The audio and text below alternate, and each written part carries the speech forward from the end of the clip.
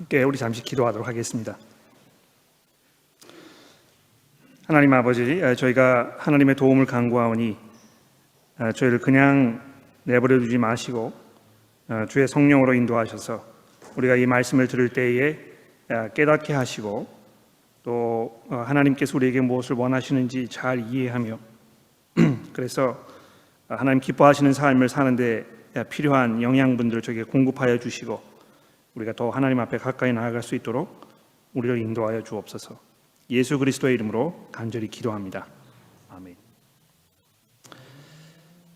인간이 선택해야 할 유일한 삶의 길은 예수의 제자로 사는 것이고 또 그 삶은 우리가 경험하고 있는 바와 같이 진정 복된 그런 삶임에 분명합니다만 동시에 예수를 주로 모시고 사는 이 삶은 정말 피곤한 삶이며 또 낙심되는 일들이 가득한 그런 삶이기도 합니다. 그럴 수밖에 없는 이유가 몇 가지 있는 것이죠. 우선적으로 예수의 제자로 산다는 것은 이 거센 반대를 무릅써야 하는 그런 삶이기 때문에 그렇습니다. 예수께서도 이 점에 대해서 우리에게 미리 경고하지 않으셨습니까? 여러분 요한복음 15장 말씀해 보시면 예수께서 이렇게 말씀하셨습니다. 세상이 너희를 미워하면 너희보다 먼저 나를 미워한 줄을 알라. 너희가 세상에 속하였으면 세상이 자기의 것을 사랑할 것이나 너희는 세상에 속한 자가 아니요 도리어 내가 너희를 세상에서 택하였기 때문에 세상이 너를 미워하느니라. 내가 너희에게 종이 주인보다 더 크지 못하다 한 말을 기억하라. 사람들이 나를 박해하였은즉 너희도 박해할 것이요. 이 그리스도인으로 살 때 주변의 사람부터 오는 이 거센 반대와 미움, 비난과 박해로부터 여러분과 제가 결코 자유롭지가 못한 것입니다. 정도의 차이는 있을 수 있습니다만 여러분들이나 제가 이미 경험하고 있는 바이고 또 설령 아직 직접적으로 우리가 경험하지 못했다고 하더라도 우리가 부분적으로 또 간접적으로 이미 경험하고 있는 바입니다. 삶의 가치관이 다르기 때문에 생활의 우선순위가 다르고요. 또 도덕적 기준이 다르기 때문에 이 옳고 그른 것에 대한 판단 원칙이 다를 수밖에 없습니다. 또 다수가 당연시 여긴다고 하더라도 기독교의 관점과 이 원칙에 의해서 그것이 옳지 않다고 지적하거나 우리가 거기에 대한 어떤 그 반대 의사를 표명하는 것이 우리 사회에서는 더 이상 용납되지 않는 그런 그 상황까지 이르렀다는 것이죠. 여러 사람들이 모인 자리에서 이 동성애에 관한 이슈를 성경적인 관점으로 한번 설명해 보면 보는 경험이 있으시면 정말 얼마나 이 거센 비난과 미움을 감수해야 하는지를 우리가 잘 알고 있을 것입니다. 특히 가정에서 믿지 않는 남편을 두고 계신 여성 교우분들 가운데에는 남편과 또는 시댁과의 어떤 그 의견 차이로 충돌하는 상황을 빈번하게 겪고 계시는 분들도 종종 있는 것을 제가 보게 됩니다. 가끔 그러면 이제 그런가 보다 하고 우리가 넘어가게 되지만 이런 일이 반복되면 삶이 피곤하고 또 어려울 수밖에 없지 않겠습니까? 뿐만 아니라 가족이나 친구들 중에 구원받지 못한 사람들이 있어서 그들에게 아무리 복음을 설명하고 이야기를 하려고 해도 내 자신도 그것을 효과적으로 이렇게 설명을 잘 전달하지 못할 뿐만 아니라 상대방도 내가 아무리 이야기를 해도 잘 알아듣지 못하고 계속해서 내가 하려는 그 말의 핵심은 놓치고 어떤 그 중요하지 않은 문제에 이 꼬투리를 붙잡고 물어지면서 정말 낙심되었던 경험들이 우리 모두에게 아마 있을 것이라고 제가 짐작을 해봅니다. 또 내 자신을 돌아보면서 믿음이 그렇게 많이 자란 것 같지 아니하고 성숙된 변화가 잘 일어나지 않는 것처럼 느껴질 때, 또 주위에 있는 대다수의 형제나 자매들의 삶도 별반 다르지 않을 때에, 특히 내가 말씀으로 섬기고 위해서 기도하며 또 시간과 수고를 투자해서 섬기는 이들이 나의 헌신에도 불구하고 늘 제자리를 맘돌고 있는 것처럼 보일 때에 정말 낙심되고 피곤함이 몰려오는 것을 우리가 피할 수가 없는 것입니다. 그래서 우리 교회 이제 이 세워주기 그룹을 인도하고 계시는 우리 교우 여러분들을 위해서 여러분과 제가 함께 기도하는 일에 열심을 내야 되지 않을까 생각합니다. 이분들이 지치고 또 낙심하지 않도록 이렇게 우리가 힘써 기도하는 이 일은 우리 믿음의 건강한 성장을 위해서 우리 교회에 정말 필수적이고 중요한 그런 이슈가 아닐까 생각하는 것입니다. 자, 근데 이런 상황 속에서요, 우리가 어떻게 무엇으로부터 다시 힘을 얻고 용기를 내며 천국의 소망을 놓지 아니하고 우리가 끝까지 인내하면서 우리 앞에 놓인 이 믿음의 경주를 살아갈 수 있겠습니까? 오늘 본문 말씀은 아닙니다만 제가 주중에 이제 설교를 준비하면서 계속해서 이 히브리서에 있는 말씀을 생각하지 않을 수 없었는데요. 히브리서 12장에 있는 말씀을 잠시 한번 살펴보십시오. 믿음의 주여 2절입니다. 믿음의 주여 또 온전케 하시는 이인 예수를 바라보자. 그는 그 앞에 있는 기쁨을 위하여 십자가를 참으시고 부끄러움을 개의치 아니하시더니 결국 하나님 보좌 우편에 앉으셨느니라.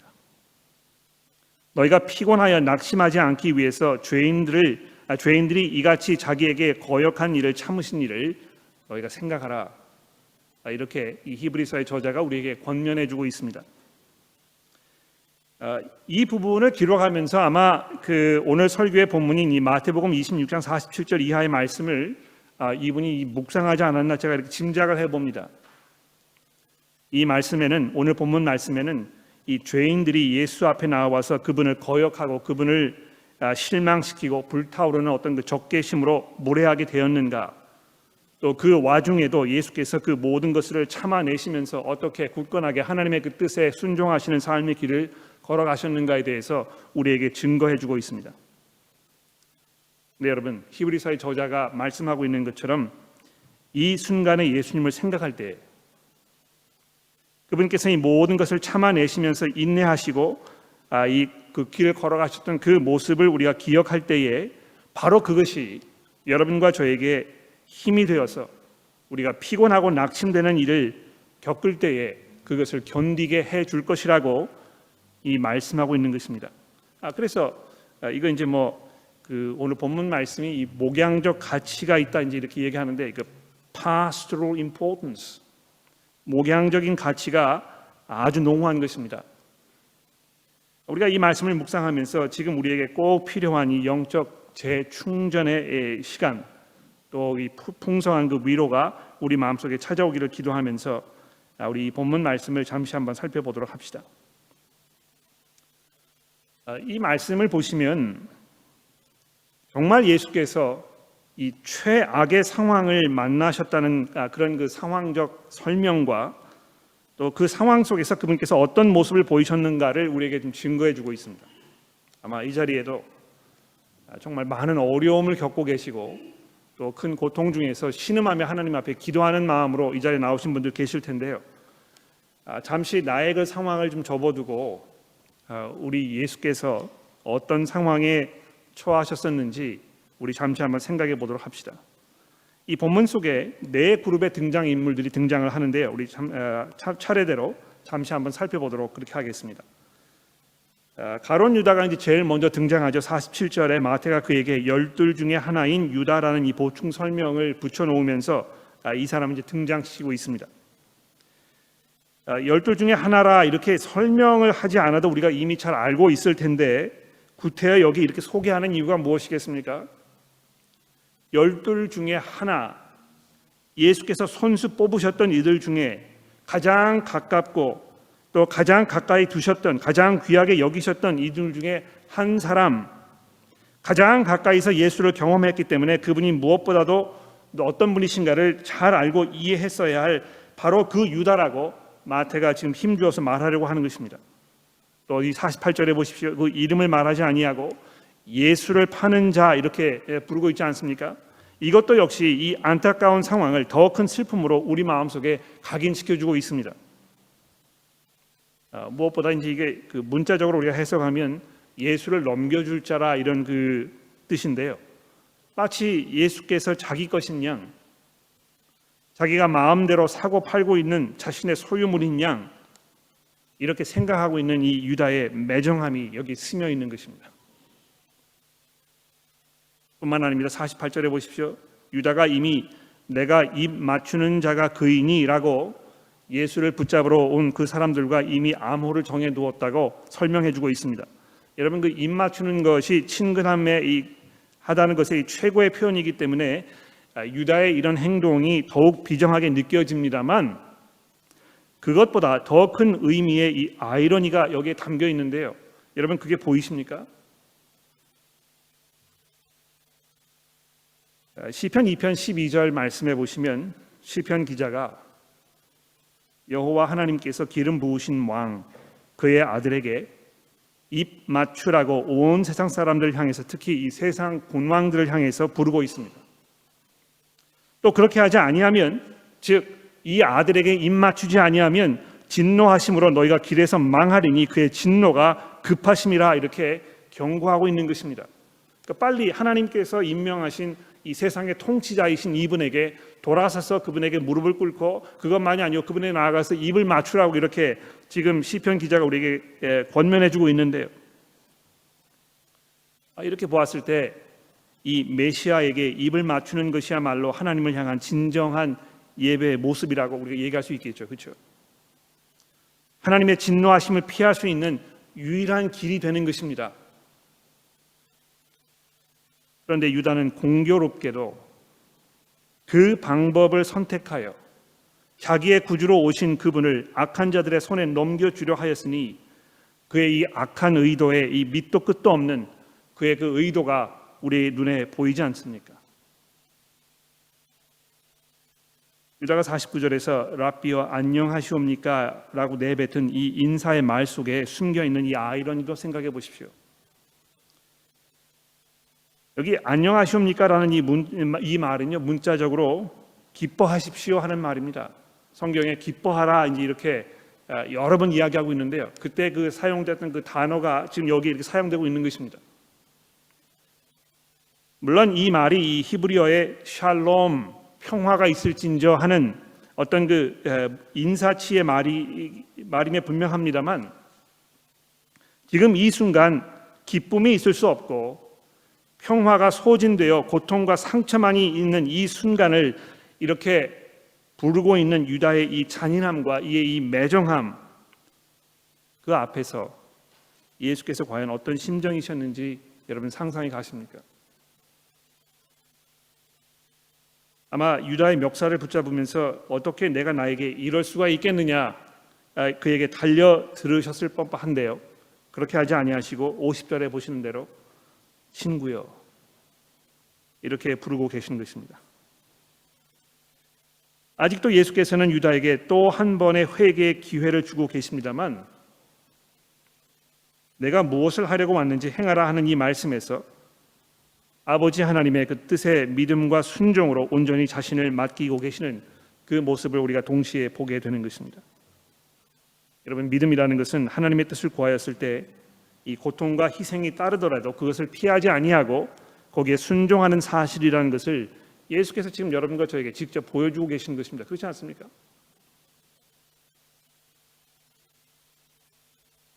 이 두 번째 인물은 예수와 함께 있던 자 중에 하나라고 소개되어 있는 사람인데요. 그가 손을 빼서 칼을 빼어 제사장의 종의 귀를 쳐서 그 귀를 따라 떨어뜨렸다고 51절에 소개되어 있습니다. 사도 요한이 요한복음 18장에서 이 사람이 이제 베드로라 이렇게 이름을 거론하고 있습니다만 마태는 그가 베드로였다는 점을 강조하기보다는 그가 예수와 함께 있던 자 중에 하나라고만 이렇게 소개하고 있는데 왜 그랬을까요? 마치 유다를 소개하면서 12 중에 하나였다 이렇게 소개한 것과 같은 이유인데요. 예수와 함께 있었기 때문에 예수님의 생각을 가장 잘 알았을 것이고 예수님께 가장 잘 배웠던 사람임에도 불구하고 이렇게 했다는 것을 지금 강조하고 있는 것입니다. 그냥 육체적으로만 옆에 붙어있던 자가 아니었고요. 선생님의 삶의 모습과 그 생각과 그 가치를 가장 가까이 바라보면서 감동되고 확신했어야 할 그가 예수를 붙잡기 위하여 무지막지한 무력을 동원해서 몰려왔던 이 무리들과 별반 다르지 않은 그 모습으로 그도 칼을 뽑아 대응하려고 혈기를 부르는 이 상황에서 예수께서 과연 무슨 생각을 하셨겠습니까? 마태가 계속해서 이 마태복음을 통해서요 예수를 따른다는 것이 무엇인가, 예수의 제자로 산다는 것이 무엇인가, 이 문제를 계속 언급하고 있는데요. 예수의 12 제자 중에 한 사람 또는 예수와 함께 있던 이 사람이 이 결정적인 순간에 예수의 그 모습을 담지 못하고 자기의 이 그 육체적인 생각과 그 혈기에 사로잡혀서 즉각적으로 죄악된 모습으로 반응하는 이런 그의 모습 속에서 혹시 우리의 이 모습을 우리가 발견하지 않나 돌아보게 됩니다. 여러분, 위기에 놓여 계십니까? 어려운 상황에 처해 있습니까? 내가 정말 하나님의 그 말씀에 순종하는 모습으로 살아가다가는 내가 패가 망신하거나 뭐 이 경제적인 엄청난 손실을 입거나 내 관계가 다 깨지거나 이렇게 할 것 같아서 내가 도저히 거기에 순종할 수 없겠다고 이렇게 생각이 되는 경우는 없습니까? 그런 순간이 다가왔을 때 어떤 선택을 하는 것입니까?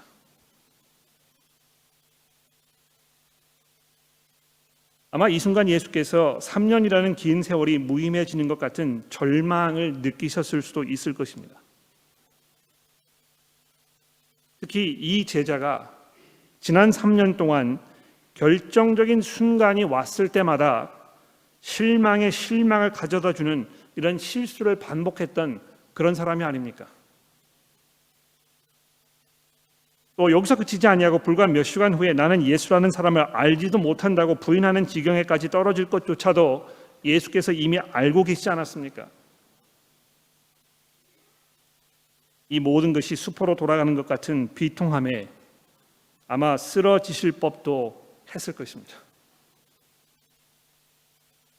그러나 52절에 예수께서 내 칼을 도로 칼집에 꽂으라, 칼을 가지는 자는 다 칼로 망하느니라 이렇게 말씀을 하시면서 놀라울 정도로 자기를 절제하시며 이 냉정함을 잃지 않으시는 우리 주님의 모습을 여기가 보게 됩니다.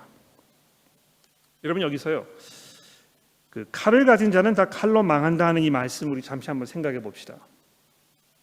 물론 1차적으로 이 말씀은 어떤 그 하나의 잠언처럼 들립니다. 굉장히 좋은 말씀이다. 우리가 평화를 사랑하고 이렇게 해야지. 뭐 실제로 힘 좀 깨나 쓰는 그런 사람들이 이 거칠고 포악해서 주변 사람들을 무지막지한 힘으로 제압하기를 즐겨하는 이런 사람들이 자신보다 더 포악한 사람의 손에 쓰러지는 것을 우리가 이제 종종 목격하는 것이죠. 그렇지 않습니까? 이 시드니에도 뭐 이 조직 폭력배들이 이 서부 지역을 공포로 몰아넣으면서 패권 싸움을 지금 벌이고 있지 않습니까? 칼이 칼을 부르는, 복수에 복수가 연달아 벌어지는 이런 상황을 보아도 예수께서 칼을 가진 자는 칼로 망할 것이다 하는 이 말씀이 언뜻 머릿속에 떠오를 것입니다. 그리스도인들은 어떤 경우에도 무력에 의존하지 말아야 한다는 뜻으로 이 구절을 받아들이시는 분도 종종 있을 것이고 아마 이 자리에도 그런 분 계실지 모르겠습니다. 근데 여러분, 그 로마서 13장 말씀해 보시면 악한 일이 계속하여 벌어질 때 하나님께서는 무력을 통해서 그 악을 심판하시도록 권세자들에게 칼을 주셨다고 말씀하고 있습니다. 칼을 손에 들 수밖에 없는 상황이 있다면 그것은 이 악함이 극치에 달했기 때문에 더 이상 다른 평화적인 방법으로 그 악을 해결할 수 없어서 어쩔 수 없이 무력 대응을 할 수밖에 없는 상황이 있다는 것을 성경이 분명히 말씀하고 있는 것입니다. 물론 그것이 첫 번째 선택이 되면 안 되겠죠. 또 내가 정말 가능한 모든 그런 그 조치들을 다 취했고 이제 더 이상 이 무력 대응밖에는 없다는 것을 우리가 확신할 수 있는 어떤 그 근거가 무엇인가에 대해서 논란이 많이 있을 수 있을 것입니다. 그러나 원칙적으로 따져보면 성경이 분명히 그런 상황이 있을 수가 있게 될 것이고 그렇게 되었을 때 무력을 사용할 수밖에 없다는 이런 전제가 분명히 성경에 담겨 있는 것입니다. 그런데 지금 이 마태복음 26장에 설명되고 있는 이 상황은요, 굉장히 특별한 상황입니다. 세상의 권세자들이 하나님의 아들이신 그리스도를 향하여 무기를 들고 그를 제압하려고 달려든 상황이 그런 것입니다. 여러분, 역시 시편 2편의 말씀이 이 상황을 이미 오래전에 예견하면서 이렇게 말씀한 사실을 기억해 보십시오. 시편 2편 7편에 보시면 여호와께서 내게 이르시되 너는 내 아들이라 오늘 내가 너를 낳았도다. 내게 구하라. 내가 이방 나라를 유업으로 주리니 내 소유가 땅 끝까지 이르리로다. 내가 철장으로 그들을 깨뜨리며 질그릇같이 부수리라 하시도다. 즉 칼로 남을 제압하려는 사람들이 보통 칼로 망하게 되는 경우가 사실입니다만, 특히 이 하나님의 아들이신 그리스도를 향하여 전쟁 선포를 하였을 때 그리스도께서는 그들을 마치 철장으로 질그릇을 부시듯이 그들을 무너뜨리실 것이라고 성경이 경고하고 있는 것입니다. 여러분, 세상에서 교회를 향하여, 그리스도를 향하여, 믿는 성도들을 향하여 칼을 갈면서 곤경에 빠뜨리고 또 이 박해하고 하는 이런 상황을 우리가 보았을 때 위기의식을 느끼고, 이거 이제 우리가 이러다 망하게 되는 것이 아닌가, 이런 염려가 분명히 있을 수 있을 것입니다. 그러나 여러분, 이 52절의 말씀을 보십시오. 예수께서 뭐라고 말씀하셨습니까? 내가 내 아버지께 구하여 지금 12군단 더 되는 천사를 보내시게 할 수 없는 줄로 너희가 생각하느냐? 여러분, 이 칼과 몽치를 가지고 달려든 이들에게 하나님께서는 하늘에 12군단도 더 되는 천사들을 보내셔서 그들을 응징할 수 있으셨을 것입니다. 여러분, 이 어처구니 없는 상황을 생각해 보십시오. 하나님의 아들이신 예수를 붙잡기 위해서 칼과 몽치를 들고 온 이 사람들의 이 무모함, 성난 사자를 제압하겠다고 파리채를 들고 나타난 이런 꼴인 것입니다. 이것은 우리로 하여금 장차 예수께서 재림하여 이 땅을 심판하실 때 그 날을 바라보게 하는 것입니다. 예수를 믿는다는 이유로 무지막지한 총칼에 순교를 당한 모든 성도들, 또 비록 총칼이 아니더라도 조직적이고 집요하게 성도들을 괴롭히며 궁지에 몰아넣었던 모든 이들이 그들이 성도들을 향해 사용하였던 그 무력보다 몇 백배, 몇 천배나 더 강력한 하늘의 이 천군과 천사의 군대가 그들을 심판하실 것이라고 경고하고 있는 것입니다. 뿐만 아닙니다. 여기 예수께서는요, 칼을 손에 뽑아든 그에게 지금까지 가르치셨던 하늘나라의 새로운 가치관을 따라 사는 삶을 몸소 실천하고 계시지 않습니까? 예수께서 산상수훈에서 참 제자의 길을 가르치면서 뭐라고 말씀하셨습니까?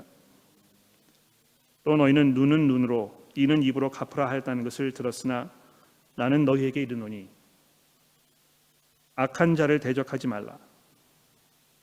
누구든지 내 오른편 뺨을 치거든 왼편도 돌려대며. 또 좀 더 내려가서 5장 43절에 이렇게 말씀하셨습니다. 내 이웃을 사랑하고 내 원수를 미워하라 하였다는 것을 너희가 들었으나 나는 너희에게 이르노니 너희는 원수를 사랑하며 너희를 박해하는 자를 위하여 기도하라. 이같이 한즉 하늘에 계신 너희 아버지의 아들이 되리니 이는 하나님이 그 해를 악인과 선인에게 비추시며 비를 의로운 자와 불의한 자에게 내려주심이니라. 이런 내용을 순간 다 팽개쳐버리고 손에 칼을 뽑아든 그 제자의 경솔함을 보시면서 예수께서 절망 중에 절규하셨을 법도 하건만 이 순간에도 예수께서 하나님의 말씀을 기억하시면서 흔들리지 않는 모습을 보이고 계신 것입니다. 유다는 예수께 다가와서 입을 맞추었고, 그래서 그는 결코 참 제자가 아니었고, 또 한 제자는 예수를 지키겠다고 칼을 뽑아 들면서 예수께서 가르치신 모든 것들을 순간적으로 모두 부인하였다면 이 56절에 있는 다른 모든 제자들은 다 그 순간 예수를 버리고 도망하였다고 얘기합니다. 여러분, 불과 몇 시간 전인 이 31절에 35절 말씀해 보면 그들이 한결같이 주와 함께 죽을지언정 주를 부인하지 않겠노라고 장담했던 사람들이 아닙니까? 이것도 참 아이러니가 아닐 수 없는데요. 여러분, 훨씬 더 앞으로 넘어가셔서 19장을 가보시면 27절에 베드로가 대답하면서 이렇게 얘기합니다. 보소서, 우리가 모든 것들을 다 버리고 주를 따라 싸운데, 이렇게 말하는 장면이 있습니다. 한 부자 청년이 자신의 많은 재산을 포기하지 못하고 예수께로부터 등을 돌리는 그 장면 바로 직후에 나온 그 말인데요. 예수께서 그때 뭐라고 말씀하셨습니까? 참 제자가 되려면 그 부자 청년에게 내가 가진 거 다 팔아가지고 가난한 사람들에게 주고 와서 나를 쫓아라. 그 말을 들은 그 청년이 거기에 순응하지 못하고 등을 돌리면서 예수께로부터 멀어지자 예수께서 뭐라고 말씀하셨습니까? 부자가 천국에 들어가는 것은 마치 낙타가 바늘귀에 들어가는 것보다 어렵다, 불가능하다는 말입니다.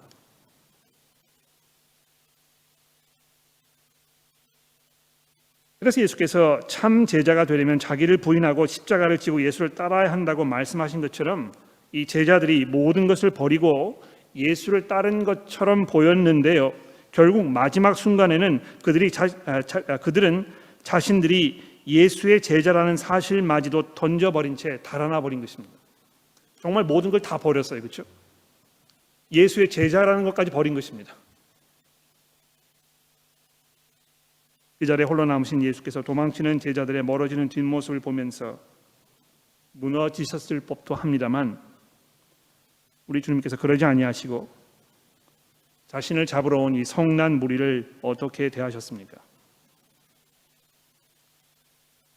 대제사장들과 백성의 장로들에게 파송된 이 큰 무리가 칼과 몽치를 가지고 나타났다고 47절이 증언하고 있는데요, 이것을 보시고 예수께서 그들에게 너희가 강도를 잡는 것 같이 나를 잡으러 온 것이냐, 이렇게 반문하셨습니다. 하늘의 아버지께서 완전하신 것처럼 완전하셨던 그분, 율법의 참 뜻을 알고 계셨기 때문에 표면적인 순종이 아니고 이 마음속 깊은 곳에서 우러나는 진정한 순종으로 하나님을 섬기셨던 그 유일하신 그분께서 대제사장들과 백성들의 장로들로부터 강도와 같은 대우를 지금 받으시면서 수모를 겪고 계시는 것입니다. 억울하게 모함을 받아보신 적이 있으시죠? 얼마나 이 분이 끓어오르는지 모릅니다. 내가 누구인데, 내가 얼마나 고결한 생각을 가지고 있는데, 내 행동이 얼마나 순결하고 깨끗한데, 내 의도가 얼마나 분명하게 하나님 앞에 흠이 없는 것이었는데도 불구하고 나를 향해서 모함하고 거친 말을 내뱉는 이 사람을 우리가 바라보았을 때 참을 수가 없는 것입니다. 그러나 그 순간에도 예수께서 투항하지 아니하시고, 이렇게 되지 아니하면 이 땅에 나를 보내셨던 내 아버지의 뜻이 이루어지지 않을 것이라고 거기에 순종하셨던 것입니다. 오늘 본문에서 두 번이나 예수께서 이 하나님의 뜻을 이루는 것에 대해서 말씀하지 않으셨습니까? 이 54절에 보십시오. 내가 만일 내가 아버지께 구하여 지금 12군단이나 더 되는 천사를 보내달라고 간구한다면 성경이 어떻게 이루어지겠느냐? 또 56절에 보십시오. 다 이렇게 된 것은 선지자의 글을 이루려 함이니라.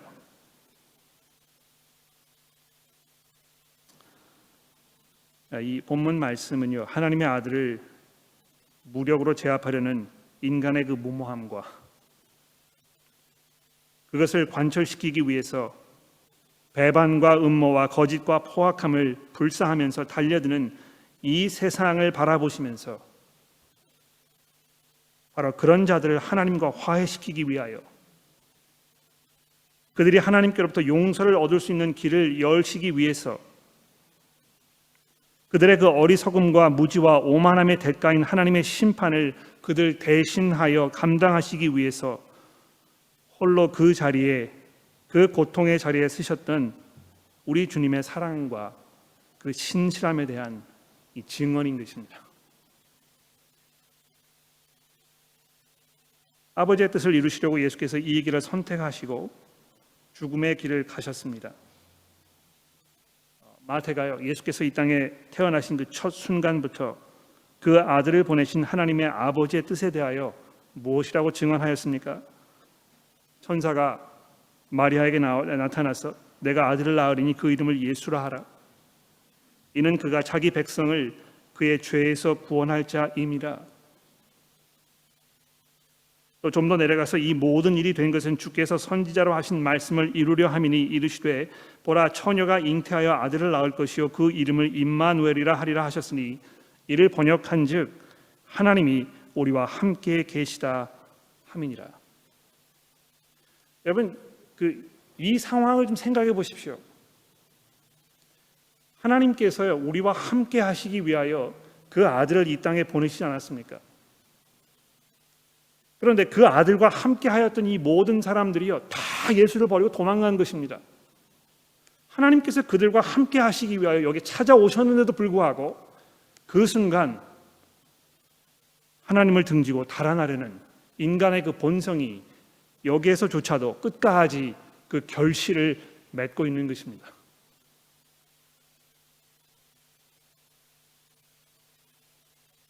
그러나 우리에게 선생 되시는 예수께서는, 우리의 주님 되시는 예수께서는 우리 믿음의 창시자요 완성자로서 아버지 하나님의 그 뜻에 순종하며 사는 것이 무엇인지, 참 제자로 사는 것이 무엇인지 다시 한번 우리에게 분명하게 보여주시고 계십니다. 예수께서 우리에게 보여주신 제자의 삶은 하나님의 뜻하신 바를 성취하는 것이 언제나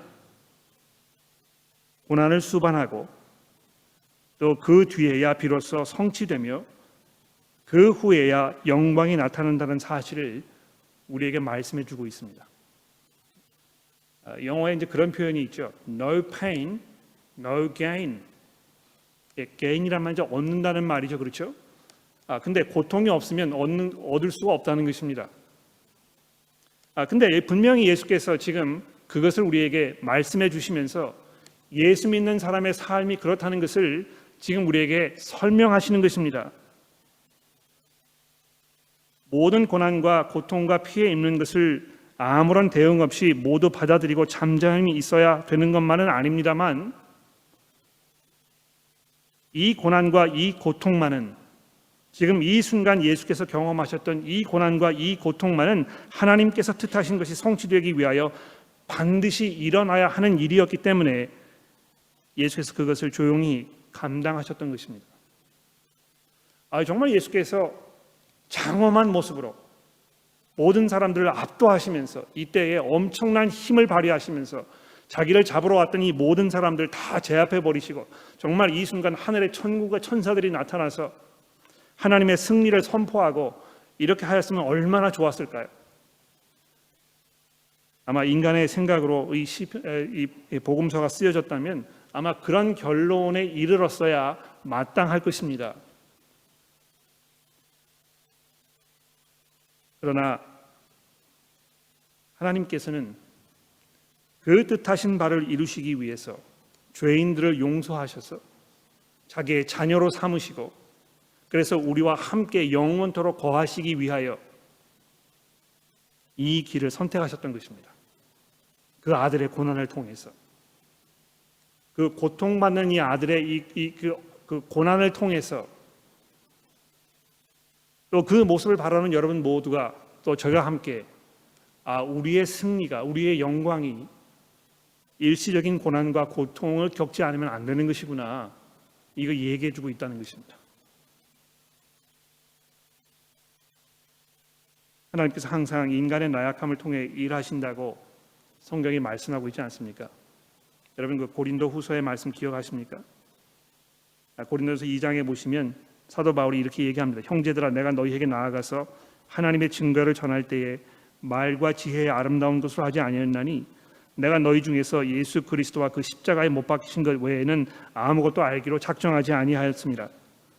내가 너희 가운데 거할 때에 약하고 두려워하고 심히 떨었노라. 내 말과 내 전도의 선도함이 설득력이 있는 지혜의 말로 하지 아니하고 다만 성령의 나타나심과 능력으로 하여 너희 믿음이 사람의 지혜에 있지 아니하고 다만 하나님의 능력에 있게 하려 하였노라. 여러분, 우리가 제자로 살면서 세상에서 미움을 받고 보잘것없는 것처럼 보이고 정말 하찮은 존재들처럼 보이는 것이 당연합니다만, 하나님께서 그렇게 하신 이유가 있습니다. 마치 예수께서 고난을 당하시고 그 후에 영광에 들어가셨던 것처럼 여러분과 저의 고난을 통해서 인간의 나약함 중에도 일하시는 하나님의 그 능력과 그것으로 하여 오직 우리가 하나님께만 의지하게 하려는 이 하나님의 뜻이 있었다는 것을 여러분 우리 기억해야 할 것입니다. 오늘 본문 말씀 통해서 참 제자의 삶이 무엇인지 다시 한번 돌아보게 됩니다. 여기에 등장했던 이 모든 사람들의 모습을 내 자신의 삶에 비추어 보면서 내가 과연 어떤 모습으로 우리 주님을 따라갈 것인가? 내가 그분에게서 무엇을 배우고 있는 것인가? 내 삶이 정말 온전하게 그리스도를 위해서 바쳐지는 삶인 것인가? 돌아보며 또 회개하며 또 새로운 용기를 얻는 교우 여러분들 되시기를 기도합니다. 기도하겠습니다. 하나님 아버지, 우리 앞에 서신 우리 주님의 그 찬란한 모습을 저희가 다시 한번 바라보게 됩니다. 나약하고 무너지기 쉬운 우리 인간과는 다르게 끝까지 신실함으로, 의연함으로, 하나님을 향한 믿음으로 일관하셨던 우리 주님의 모습을 기억해 봅니다.